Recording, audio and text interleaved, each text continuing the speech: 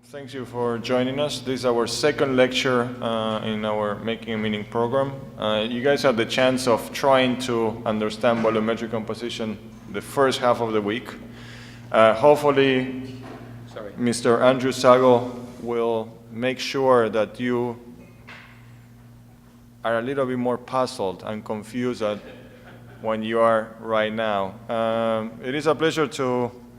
It's always a pleasure to talk to Andrew. I mean, he's a fairly enigmatic character, and I think that he's not an enigmatic character in terms of speech, but actually in terms of work. Every time we look at one of his drawings and one of his machinations, or one of his students' machinations, one thing that is always present is a sense of enigma and unknown. So I introduce you to Mr. Andrew Zago, our Visual Studies Coordinator here at SCI-Arc.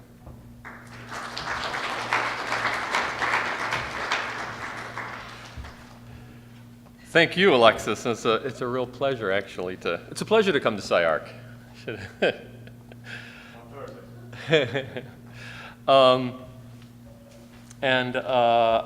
We'll see if I actually put together for this talk a series of diagrams. I realize there are certain things that I talk about often and how I talk about certain projects, and I'm going to do it through the lens of some of my own work.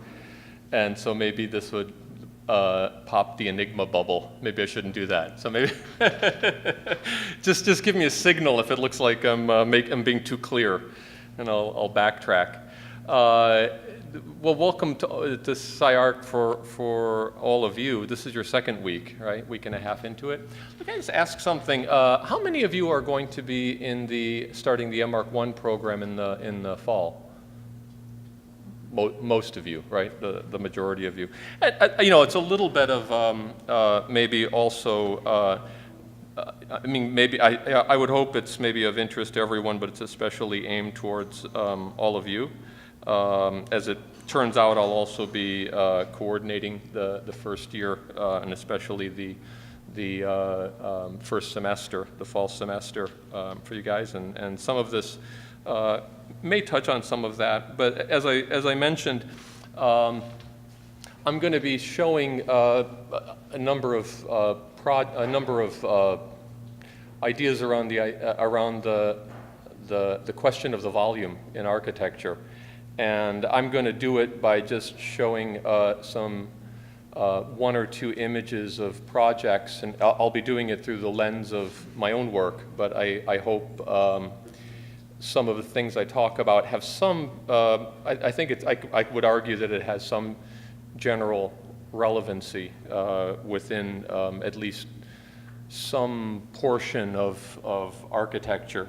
And what I'll do is maybe when I show a couple of things, there will be an assignment. I'll actually then, in some cases, reference a few projects, and these are projects that I'll ask you to know, right? So you can go look them up later, and you can learn these projects. And I don't like the idea of showing my work and the work of other architects side by side. It always strikes me as being sort of bad form and a little uncomfortable. So I'll just show them by name, only because I think there's a topical relationship, not trying to put my projects far above them every time, which is how I feel about it. So I was thinking, the composition of solids, the composition of volumes. I think I have that right from this. And I was thinking, there's certainly a lot of the things that you're covering in the workshop will deal with this topic. I thought I could maybe narrow it in slightly as a lens through which to discuss this. And I hate it when I had the wrong slide up and it kind of gives away the sort of punchline. I was thinking rather than the composition of volumes, to think for a minute about what is the composition of volume itself. And I think with my talk, you could probably substitute the word object for volume, and it would probably still work the same way. And it's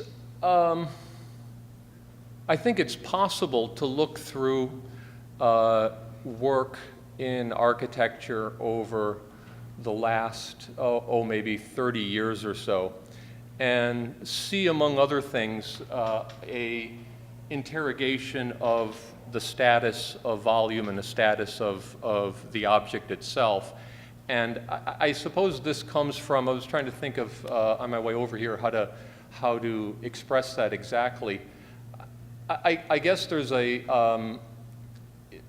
there's attempts to loosen or even dismantle the fiction of autonomous entities. Whether it be a building or anything else, that there is a certain fiction. I mean, whether one thinks of it in terms of politics, physics, any number of ways of looking at it, the sort of gestalt of the thing, that there is let's say, a differentiated continuity between things, and that the seclusion of things into discrete objects is incredibly useful. I mean, it's something that we make good use of every day. But at the same time, when it's taken on as an unexamined property of architecture, it has, and this is probably a longer discussion, but it has, let's say, unfortunate consequences. It's very useful sometimes, like when you want to go buy a car, you like the idea that you're buying a discrete object, you're not having to buy the air around it, or a certain amount of pavement, or all of the accidents that might happen in the future and all of that. One way or another you are actually buying that, but when you buy it, it's just a little car sitting there, and that's the usableness of the fiction. But so I would show things that I would say are a series of approaches to, or even attacks on, the autonomous nature of the object. And so this would be it. This is an object, and with just a little enhancement, it could be a building sitting in perspective on the landscape. And the Cheez-It would have a lot of the features of objects that we know and love. One thing is, and that's why I show it against a horizon, is we tend to perceive it or apprehend it with what would literally be in objective distance. That is to say, it is far enough for us to be able to understand it and see it in a kind of a whole space, and have an idea of a sense of what the entire composition of the volume is through this kind of view on it. The black outline is there because it also separates itself from a background to a certain degree. The various sides are each individually rendered with separate materials. The difference between the ground plane that it sits on and the object is also differentiated. It has a certain solidity and ability to not see through it. And so these are the qualities that make the Cheez-It box so useful. So if these are the first of a series of diagrams, if we think of this as a stand-in for the volume and try to imagine ways in which that's acted upon, the first one I would bring up is weak form, which goes through, well, I guess I have, make sure I get the names and dates right. I have these projects on my phone. I'll show it first off in my own.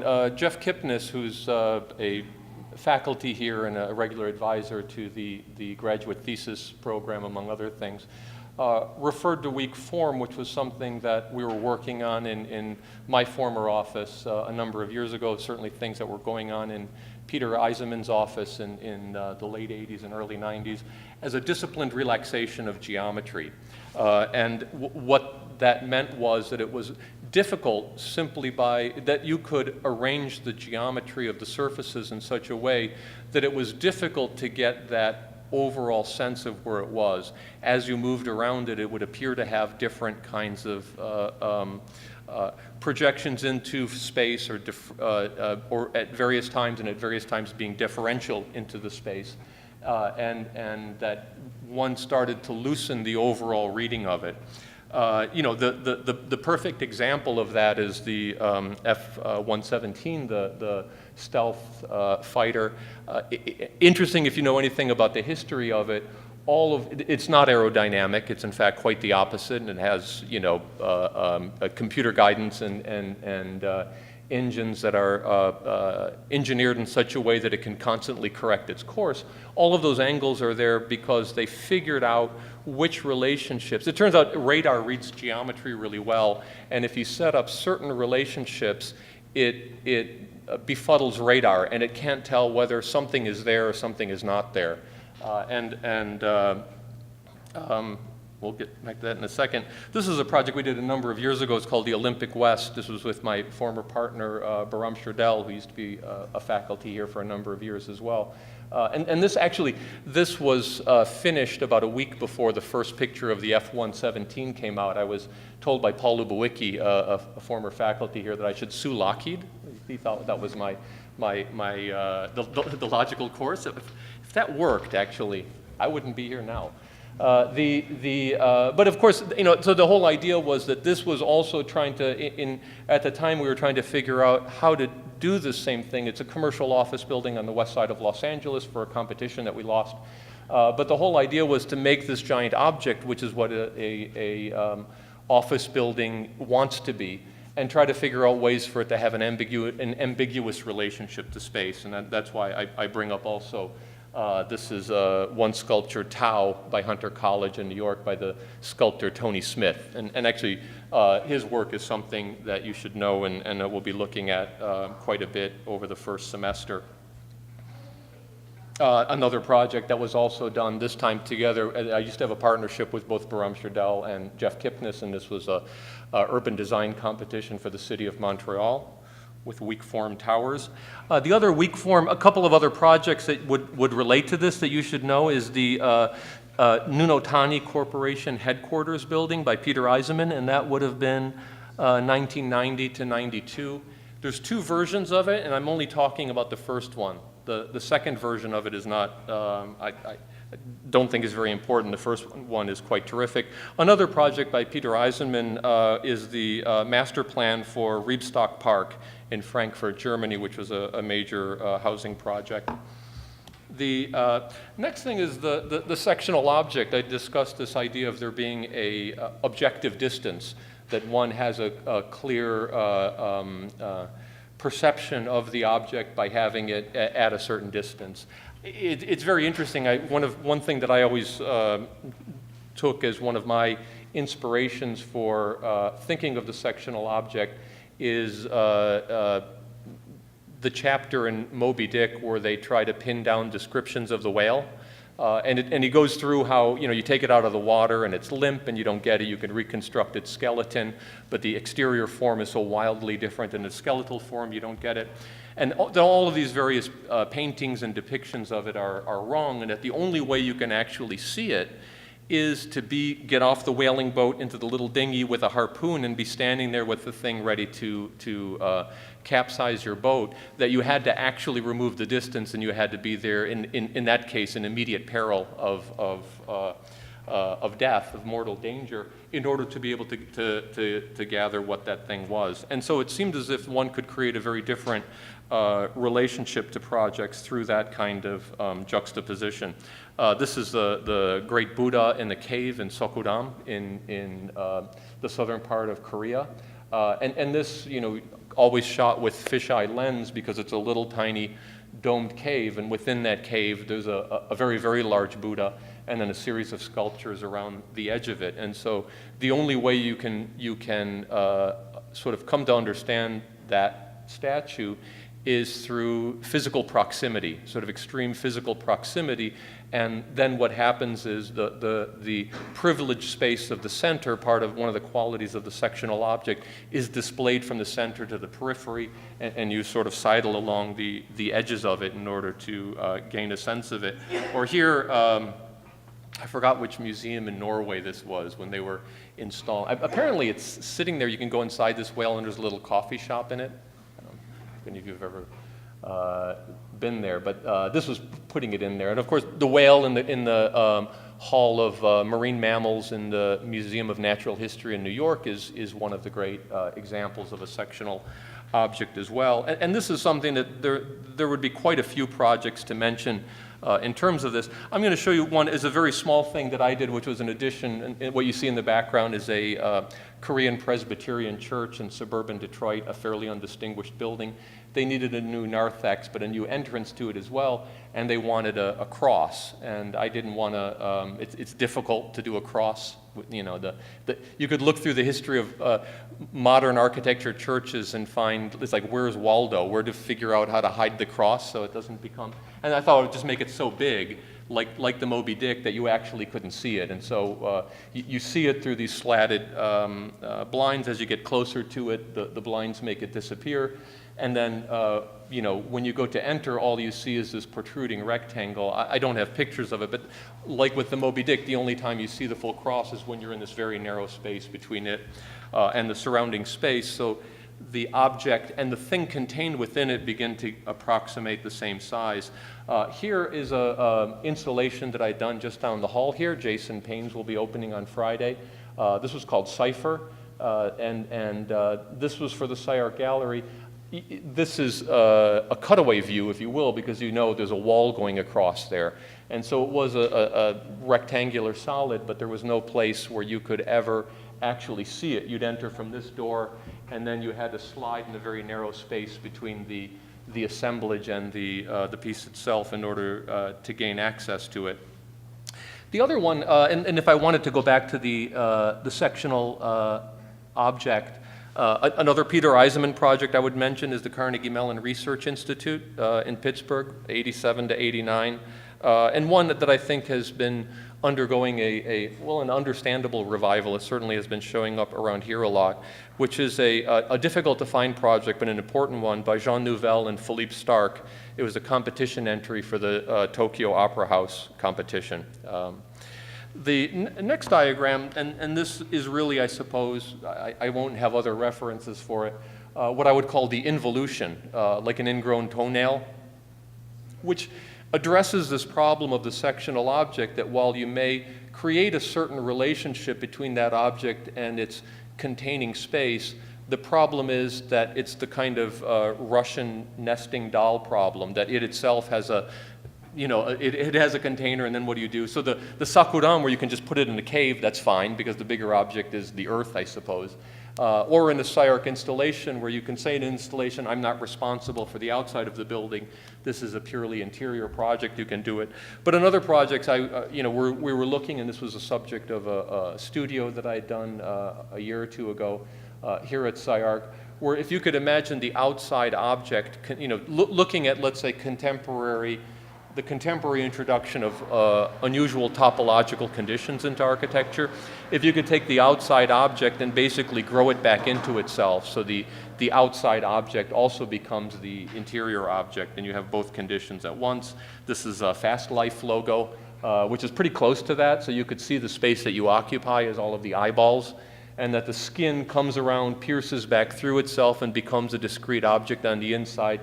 Yet if they'd have done it better, they'd have a white line continuing around the star. That's my only critique with it, otherwise it's just fine. And this was just two images from a museum of Polish history in Warsaw, another losing competition that we had done about a year and a half ago. And you can see the entrance of the building is sliding along this wall, and then it results in these hanging auditoria within that space. And here we're working currently on a project for redefining a sort of prototypical American suburb, which is a workshop run by the Museum of Modern Art.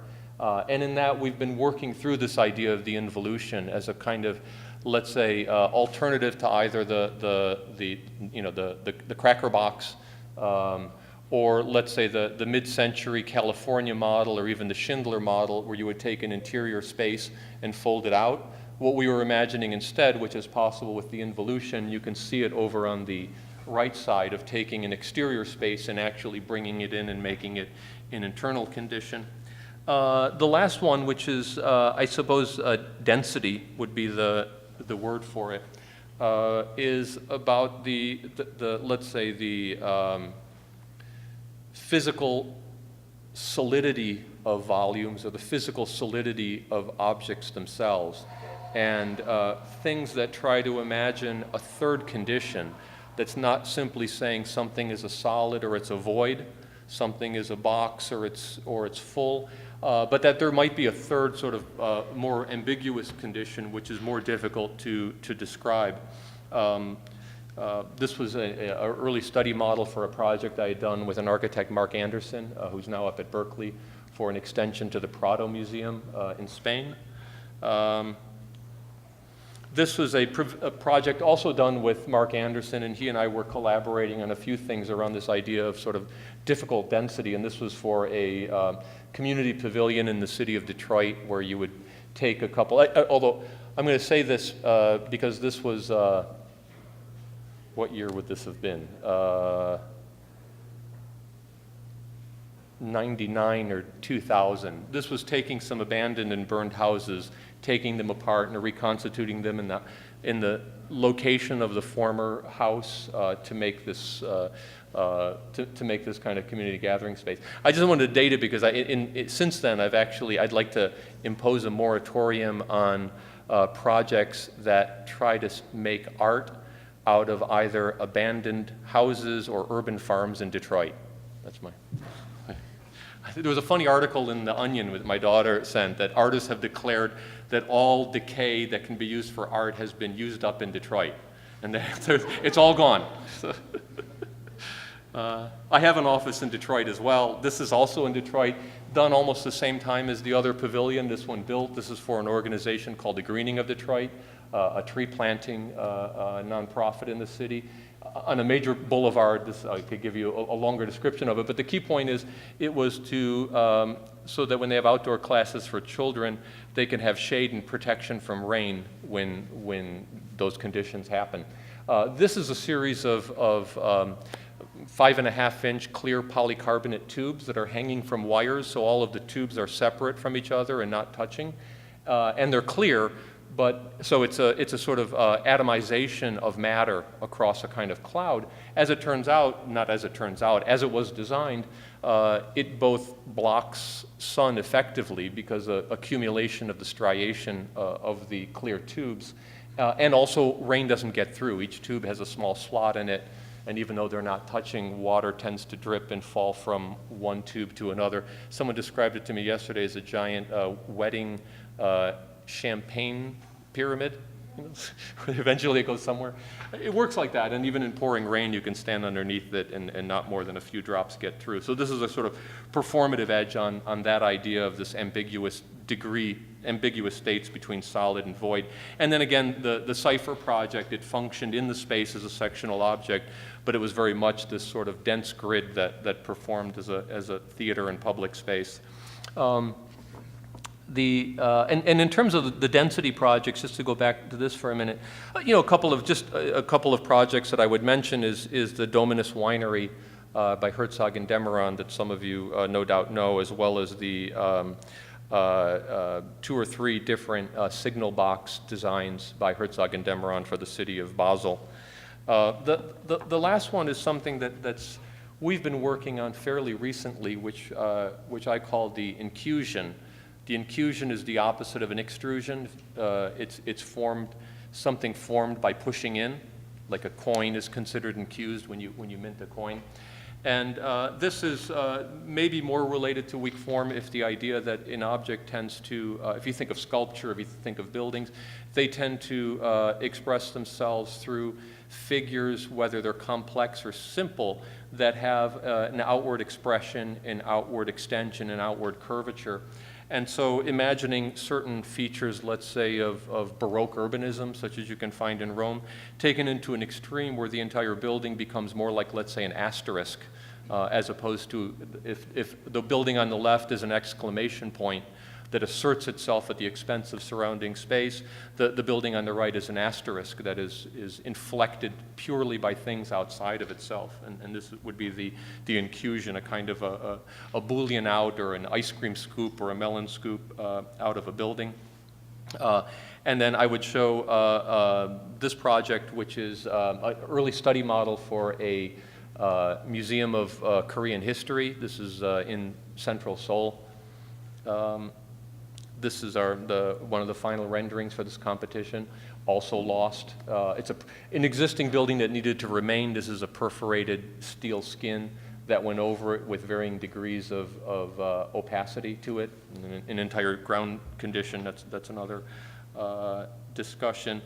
This was another study from our MoMA project, and this was trying to imagine a single-family suburban home, preferencing it sitting very much as an object and exuding its own objectness at the expense of interstitial space. This is actually formed by pushing a bunch of tract home roofs into each other, and so the whole thing would be as if space was made out of the things between houses, so the house itself defers its presence over to the interstitial space. And you can kind of see the dormers and stuff if you look. And I would say, in terms of that, it's odd. There's been a whole series of projects over the last couple of years that begin to use this. I don't cite any particular project by Jürgen Meyer H. How does that work? You just have Jürgen Meyer H. Terrific architect, if a little cartoonish in his recent work, but he's been working through this. Oddly, I saw a project which is also a museum with a perforated skin that's filled with infusions, is a just recently published project by Rem Koolhaas and the Office OMA, which is the National Museum of China. Also, there's the Hamburg Philharmonic by Herzog and Demeron, which is just completing construction right now. And then by Toyo Ito, the Za Koenji Public Theater, which was just finished a year or two ago in Tokyo, Japan. The last thing, and this will be the conclusion. This is not a dramatic arc lecture. I'm just like so happy I finally put these diagrams together. Which is the idea of misregistration, and this goes back to that question of all of these you can relate back to that Cheez-It box. You know, you could find all of these qualities and diagram if you think of the one on the left as a Cheez-It box, which is to say that you know, in most everything that is manufactured, that's man-made, breaks in geometry also are where breaks of articulation and material occur, right? The concrete ends there, the drywall begins here, the carpet ends where the edge of the platform ends, et cetera. And that's you know, lots of reasons obviously why that happens. But there is this you know, extreme coincidence, let's say, between surface and materiality and geometry. And so there's another line of work that deals with that. I'm going to just, last couple of things I'll show here. This is, again, from our project for MoMA. This is, you know, I didn't realize we had a new projector as I threw in a bunch of low-res images in here thinking they'll be fine, and now I hate having, you know, pixelated images up on a screen, truly hate it, but I was rushing and I thought they would be fine. This is, again, our early studies from houses, and you can see this idea of, you know, the misregistration would be, let's say, like a bad comic book, a poorly printed comic book. You know, you know that, you know, from Andy Warhol's Maryland series and things like that, its use. But to try to figure it out as a three-dimensional condition, it turns out is kind of tricky. We spent quite a bit of time working on it. But you see here not only a kind of progression of distortion of the house form itself, but in a condition where surfaces of wall, roof, and ground begin to not be wholly out of sync with each other, but for there to be some ambiguity about where one happens versus the other. And that's sort of, so that there's two edges. One is the edge of the material and one is the edge of the building, and they're close to each other.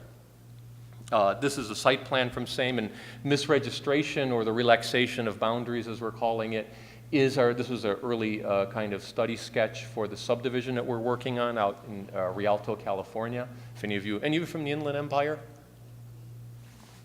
You know Rialto? Yeah. Lytle Creek runs along here. So we're using it, you know, we're working with David Bergman, who's co-runs the sci-fi program and is an urban economic planner. And also Bruce Danziger, that enters into this, who's who teaches structures classes here. So this whole idea of misregistering as a way of freeing up property, and as our architect and theorist Bob Somel noted, we're giving property more properties, that suddenly you can have not just it's either a public street or it's your lawn, but you start to have 3, 4, 5 different conditions and things that happen when that starts to multiply. And then here's when the two of them come together and you see the houses, the misregistration, and the misregistration of property and the kind of effect that you get when these come together. And then finally, what happens when we take it back to the Cheez-It box. Thank you.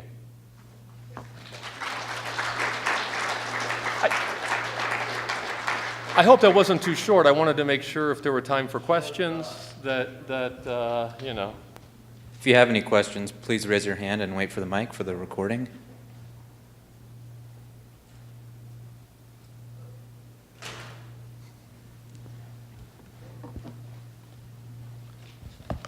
Okay, could you expand a little bit on the ambiguous relation to space? Sure. I shouldn't say that. Space is an ambiguous relationship between solid and void. That would be more accurate. In other words, that there are, for lots of reasons, a cultural habit to preference the reading of discrete objects themselves over the wholeness of the field, let's say. So that's, I guess that's what I mean by that. It's very funny in that, not that many people spend time doing drawings without instruments, let's say. But if you've ever, and I'm sure this is something that Alexis knows well, if you ever try to draw like a straight line across a blank piece of paper with your hand, if you just look at the line, you can't do it. You actually have to think of it simultaneously as drawing a line and dividing this blank field into 2 separate fields. And it's only by looking at those 2 things that you can actually do it. So it's not a very, it's not a, the idea of that kind of field is not either novel or radical. I think what you would find is new ways of renegotiating and re-highlighting some of the qualities of that is where probably the novelty or any contemporary relevance comes from. Thank you.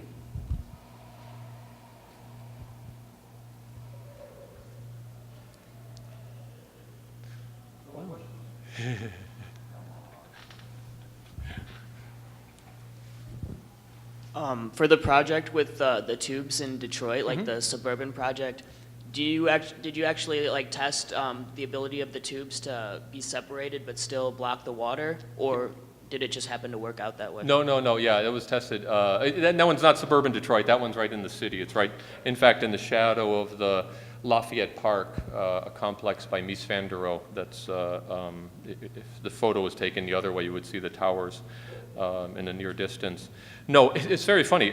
Just a sort of side story. There used to be that other thing besides Home Depot, HQ. Remember the house quarters?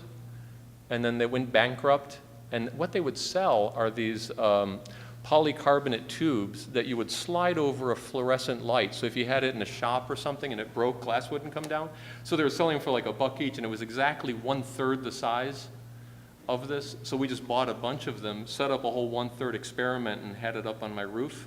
And so we did. So it was not a model in that sense. Once you're at 1/3 or 1/2, it becomes a kind of mock-up. Yeah, so that was tested. The shading, I don't think, I think that was, we realized with that much material there would be shade. What we didn't realize is with that much material, it's actually dark. When you're underneath it, it's dark, actually, surprisingly so, for a bunch of clear tubes. And they were all like lined up with one another? They weren't like staggered or anything? No, not at all, exactly. In fact, there was just a welded wire cloth, 6x6 wire cloth. So that was 6 inches with a very thin wire, and we had little plastic hooks. There were 3 of them. They were 30 feet long. These were spaced every 12 feet, so it was an overhang. And then these little hooks would snap into each one. So at any one point, it was hanging like a Christmas ornament. And so they were just hanging there like that, not touching the wire, and all directly on top of each other. So the thought is, it worked, and so I'm going to guess that my assumption about the physics was correct. You'd have a tube like this with a slot in it, and so if the water didn't get into the first one, it would drip down into the next slot. But if it missed that, there would be like, 20 more below it. So eventually we get caught. But if you stand, you can see, you can see the sky through each one. It's not, there's no membrane there. That's So yeah, I'm interested in the water now. The water, does it just go out to the two ends? There's It a doesn't collect it in any way? No, there's a slight slope, and it goes out the end, and then there's these depressed planted areas behind it with a drain. I had imagined, I don't know why this is not, this is a minor thing. Somehow I had imagined that they would come out of, like, gushing out of there, but it turns out it gets so, diffused, it sort of drips out, but it all just goes down one end. And then every now and then we go in with, I've done this, and I've done it because it's a volunteer organization. We made what were like gigantic test tube cleaners, because it's on a busy street, and every 2 or 3 years we hook up water to these brushes with 30-foot long things, and we just go through and clean them all, because they get, it's one of those things. Thank you.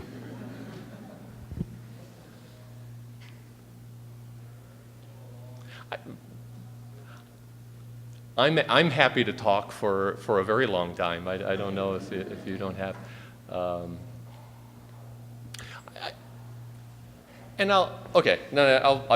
wanted to just say one other thing.